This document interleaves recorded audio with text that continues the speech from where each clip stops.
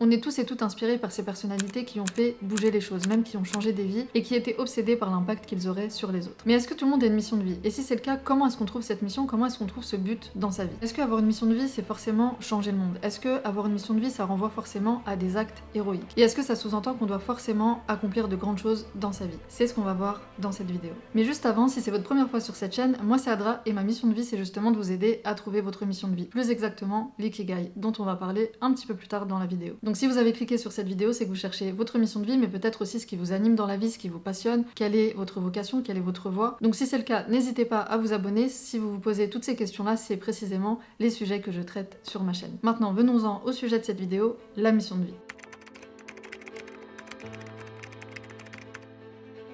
Avant la guerre, Viktor Frankl était un psychiatre autrichien formé à Vienne, influencé par Freud et Adler, mais en désaccord avec leur vision. Il pensait que le moteur profond de l'être humain n'était pas le plaisir, comme pouvait l'avancer Freud, ni le pouvoir, comme pouvait l'affirmer Adler. Pour lui, le moteur profond de l'être humain, c'est le sens qu'il donne à sa vie. Et c'est malheureusement dans l'horreur des camps nazis qu'il a mis cette théorie à l'épreuve. En 1942, Viktor Frankl est arrêté avec sa femme, ses parents et ses frères, et il est envoyé à Auschwitz et dans plusieurs autres camps. Il va perdre toute sa famille et sera le seul survivant. Dans les camps, il est confronté évidemment à une horreur absolue, la faim, le froid, l'humiliation et la mort omniprésente. Mais c'est là que Viktor Frankl observe un phénomène troublant. Les prisonniers qui perdaient le sens, qui n'avaient plus de pourquoi, s'éteignaient littéralement. Il raconte que certains mouraient seulement en quelques jours sans être battus ni maladie apparente, simplement ils lâchaient, ils abandonnaient. Et à l'inverse, ceux qui trouvaient en quelque sorte un sens à ce qui leur arrivait, à leur souffrance, un but, une raison de continuer, tenaient plus longtemps. Et Viktor Frankl lui-même s'accroche à deux pensées fondamentales qui lui permettent de tenir et de continuer à avoir un sens à sa vie. D'abord, réécrire le manuscrit de son livre qu'il avait perdu quand il est arrivé dans les camps, et deuxièmement, aider les autres à travers la souffrance. Il se dit qu'un jour il va pouvoir transmettre tout ce qu'il a vu, vécu et compris. Et il va souvent citer Nietzsche qui a dit « Celui qui a un pourquoi qui le fait vivre peut supporter n'importe quel comment ». Et c'est après ses épreuves dans les camps, après la guerre, que Viktor Frankl va développer ce qu'il a appelé la logothérapie. Il a su en quelque sorte donner du sens à son enfermement dans les camps de concentration, et c'est pour ça qu'ensuite il a décidé d'aider les autres à trouver du sens à leur vie à travers la logothérapie, donc une thérapie qui aide à trouver du sens. Alors c'est pas ce dont on va parler précisément dans cette vidéo, c'est simplement pour vous montrer qu'à travers l'histoire et l'expérience de Viktor Frankl, on voit que le sens, la mission de vie, c'est quelque chose de primordial. C'est pas simplement un concept qu'on pourrait trouver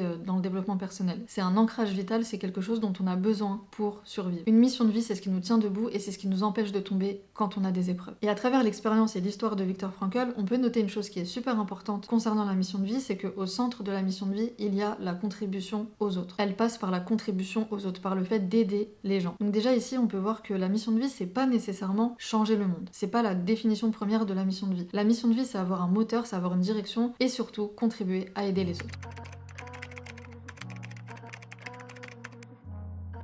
Et c'est ce qu'on va retrouver dans un des cercles de l'ikigai, ce dont le monde a besoin. L'ikigai, pour rappel, c'est la raison pour laquelle vous vous levez chaque matin. Si vous voulez découvrir l'ikigai et savoir ce que c'est exactement, j'ai fait une vidéo complète sur le sujet. Et d'ailleurs, pour ceux et celles qui suivent ma chaîne depuis un petit moment, j'en profite pour vous remercier parce que la vidéo, elle a fait plus de 5000 vues à l'heure où je vous parle. Et pour ma petite chaîne, c'est énorme. Donc merci beaucoup. Et pour ceux et celles qui veulent en savoir plus, je vous mets la vidéo quelque part au-dessus si vous voulez la regarder juste après cette vidéo. Donc dans le concept de l'ikigai, on retrouve bien cette notion de mission de vie et de contribution aux autres. Il y a un autre concept qui est super intéressant à prendre en compte, c'est le moai. J'en ai déjà parlé aussi dans la vidéo sur l'ikigai, mais pour rappel, le moai en japonais, ça veut dire l'amour de la communauté. Ça sous-entend qu'on ne peut pas être pleinement épanoui dans sa vie, on ne peut pas trouver de sens profond à sa vie si on n'inclut pas les autres. Yukari Mitsuhashi, une journaliste japonaise, va d'ailleurs nous dire « L'ikigai n'est pas ce que l'on trouve en soi, mais souvent ce qui nous lie vers le monde extérieur ». Et là, je vous parle de concept japonais, mais on peut retrouver ce principe dans plein d'autres cultures. Dans l'islam, le prophète, que la paix soit sur lui, nous dit « Aucun d'entre vous ne sera jamais véritablement croyant tant qu'il n'aimera pas pour son frère ce qu'il aime pour lui-même. » Ou encore, celui qui soulage un croyant d'un souci parmi les soucis d'ici-bas, Allah le soulage d'un souci parmi les soucis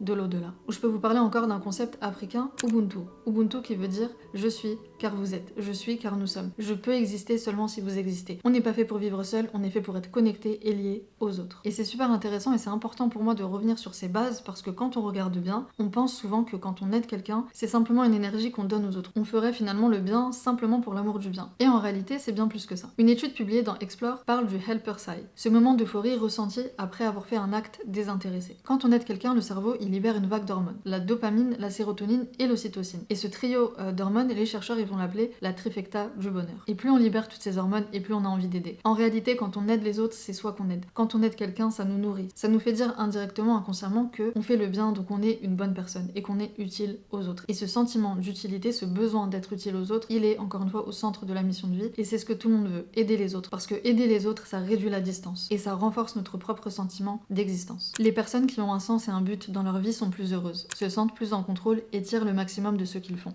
Ils éprouvent aussi moins de stress, d'anxiété et de dépression. Donc on peut aider pour l'amour du bien, mais on aide aussi et surtout parce que ça nous relie et ça nous construit en tant que personne. Sauf que vouloir aider les autres, dire je veux aider les autres, c'est beaucoup trop large. La vraie question c'est comment, en fonction de ma personnalité, de ce qui m'anime, de ce qui me fait vibrer, de ce qui est important pour moi, etc., comment est-ce que moi je vais aider? Parce qu'il y a 1 milliard de façons d'aider. Est-ce que je veux transmettre? Est-ce que je veux enseigner? Est-ce que je veux réparer? Est-ce que je veux sensibiliser? Est-ce que je veux inspirer? Il y a 1 milliard de verbes d'action qui nous permettent de définir comment est-ce que, en fonction de qui je suis, je veux aider les autres. Donc concrètement, comment est-ce qu'on trouve ça? Comment est-ce que se construit la mission de vie? Et comment déterminer et verbaliser cette mission de vie?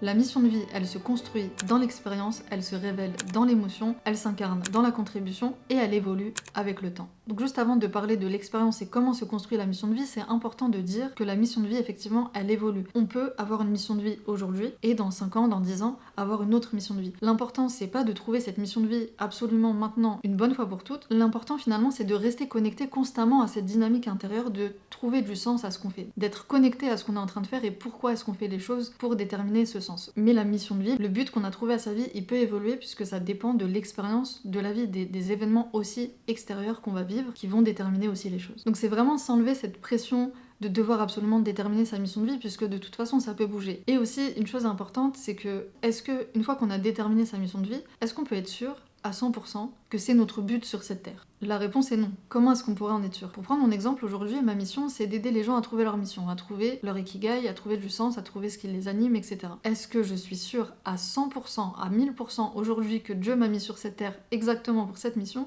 Non. Dieu sait, moi je sais rien du tout. Il y a une part aussi d'inconnu. En revanche, on peut se sentir à sa place. Je peux dire que je suis convaincue aujourd'hui d'être à ma place. Ça part de ce que moi j'ai interprété de mon expérience de vie. Donc c'est l'histoire que j'ai décidé de me raconter, que je trouve utile et qui fait me sentir bien. Donc c'est une question d'interprétation. Parce que je me sens utile, parce que j'aime ce que je fais et je pense pouvoir le faire correctement. Donc à partir de là, ça suffit pour dire ma mission de vie, c'est ça. Mais prendre en compte cette part d'inconnu et le fait que les choses elles peuvent évoluer, ça enlève encore une fois cette pression de devoir absolument déterminer une mission de vie bien figée et définitive. Maintenant, comment est-ce qu'on peut analyser notre expérience de vie pour en ressortir notre mission? Notre expérience de vie, elle nous amène à avoir une certaine vision de la vie. Donc des valeurs et un message qui est important pour nous à transmettre aux autres, même si c'est pas encore verbalisé. Et cette vision, elle nous amène à passer à l'action, à poser des actions pour répondre soit à un problème, soit à un désir ou soit à un besoin. C'est les 3 choses que je vais développer juste après. Et ces actions, elles vous amènent à avoir un impact sur les autres, donc c'est ce que vous faites et comment vous le faites. Donc quand on parle de faire cette analyse de notre expérience de vie, on parle de faire une introspection et de se poser forcément des questions existentielles. Et donc pour vous y aider, j'ai identifié 3 chemins possibles qui nous amènent à définir notre mission de vie. Il y en a peut-être bien plus que ça, mais de mon expérience sur ces 6 dernières années, que ce soit sur le terrain ou de ce que j'ai étudié, j'en ai identifié 3 qui reviennent constamment. Le premier chemin, il est lié à une injustice ou un dysfonctionnement qu'on a observé ou qu'on a vécu. C'est ce que j'appelle la mission de vie réactionnelle. On a vécu quelque chose de difficile, de douloureux, d'inacceptable. Et c'est cette expérience qui nous donne envie d'agir, de réparer, de changer le système, de protéger les autres, en tout cas de réagir. Elle va naître d'un frottement, d'une blessure, d'une révolte intérieure. Et c'est pas forcément lié toujours à des traumatismes d'enfance, etc. C'est pas nécessairement ça. Et encore une fois, ça peut être soit une injustice ou un dysfonctionnement qu'on a vécu, mais ça peut être aussi simplement quelque chose qu'on a observé. Donc pour le premier cas de figure, par exemple, ça peut être une personne qui tout simplement a été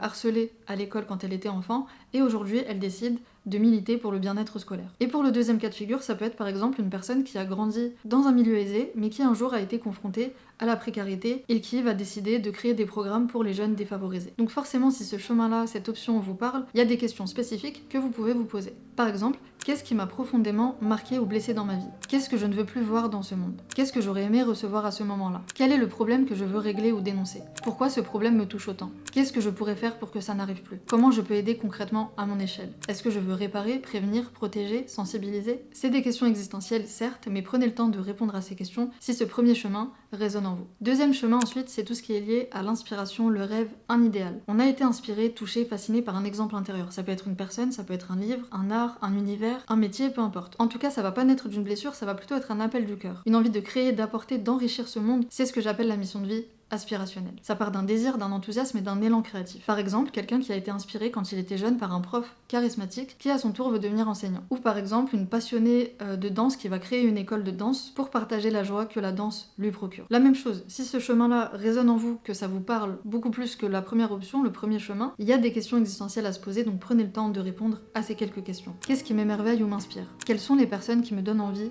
d'agir? Si je devais transmettre une seule idée ou émotion au monde, ce serait quoi? Qu'est-ce que j'aimerais faire exister dans ce monde? Pourquoi ce rêve ou cette envie est importante pour moi? Qu'est-ce que j'aimerais faire ressentir aux autres? Comment je peux inspirer, éveiller, faire rêver? Quel projet, même petit, pourrait refléter ce que j'ai envie d'apporter? Est-ce que je veux créer, transmettre? Ensuite, chemin numéro 3, mais juste avant, petite pause dans cette vidéo rapidement pour te dire que j'ai le plaisir de t'annoncer que cette vidéo, elle est sponsorisée par personne.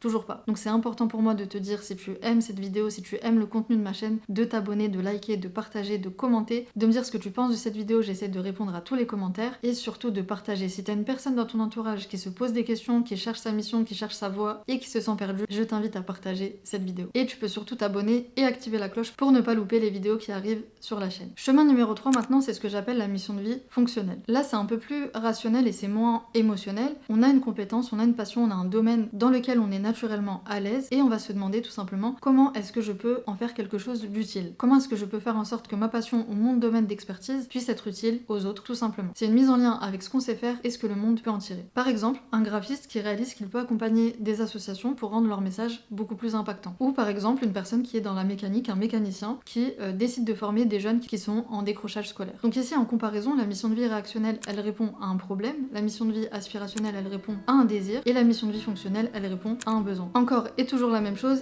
qu'est-ce que je fais facilement, naturellement? Dans quoi je me sens utile ou à l'aise? Est-ce que ce que je sais faire peut aider quelqu'un d'autre? Qui pourrait avoir besoin de ce que je sais faire? Qu'est-ce que je peux résoudre ou faciliter pour les autres? Est-ce que je réponds à un manque, une difficulté, un besoin concret? Comment je peux mettre mes talents au service d'un projet qui a du sens? Est-ce que je veux accompagner, simplifier, transmettre, construire? Et si ces 3 chemins vous intéressent et résonnent en vous, libre à vous de répondre à toutes ces questions énoncées. Parce qu'il faut savoir que la mission de vie, c'est pas un test de personnalité bien précis avec une seule bonne réponse, encore une fois, qui est figée et qui est définitive. Beaucoup de gens se situent à l'intersection de ces 3 chemins. Donc libre à vous de tous les emprunter. Il n'y a pas une seule bonne manière de construire sa mission, il y a votre manière à vous à partir de ce que vous avez vécu et de votre expérience de vie et des conclusions de l'interprétation que vous en tirez. Et si vous vous sentez toujours perdu, vous n'avez pas de rêve, vous n'avez pas de talent particulier, vous n'avez pas de cause qui est suffisamment importante pour laquelle vous avez envie de vous battre, etc., commencez simplement par observer ce qui vous touche, ce qui vous énerve, ce qui vous inspire, ce que vous faites facilement, naturellement, sans vous en rendre compte. Parce que c'est là que tout commence, par l'observation. Donc abordez ces questions existentielles tranquillement, sans pression. Mais une chose importante avec laquelle j'aimerais terminer cette vidéo, c'est que je pense qu'il y a des personnes dans ce monde qui font de grandes choses, qui contribuent en cachette ou en public, qui aiment leur vie, qui y trouvent du sens, mais qui n'ont jamais verbalisé leur mission de vie en tant que telle. Qui sont peut-être même incapables de définir leur grand pourquoi, leur but sur cette terre, leur mission de vie. Et je pense que c'est pas obligatoire, je pense que c'est selon les besoins de chacun. Si vous êtes sur cette vidéo, c'est que vous avez peut-être besoin effectivement de la verbaliser, mais le plus important c'est ce que vous faites, c'est pas ce que vous dites que vous allez faire. C'est peut-être pas très français, mais vous avez capté, je l'espère. En tout cas, les personnes qui contribuent aux autres, qui aiment leur vie, qui y trouvent du sens, ce sont tout simplement des personnes qui ont décidé de s'écouter, tout simplement. C'est ces personnes qui font tout pour ne pas avoir cette sensation de passer à côté de leur vie. Donc commencez là où vous êtes, avec ce que vous ressentez, avec ce que vous savez faire, et ce que vous voulez potentiellement changer autour de vous. Et un jour, vous vous retournerez, et vous constaterez que vous étiez déjà en mission depuis bien longtemps.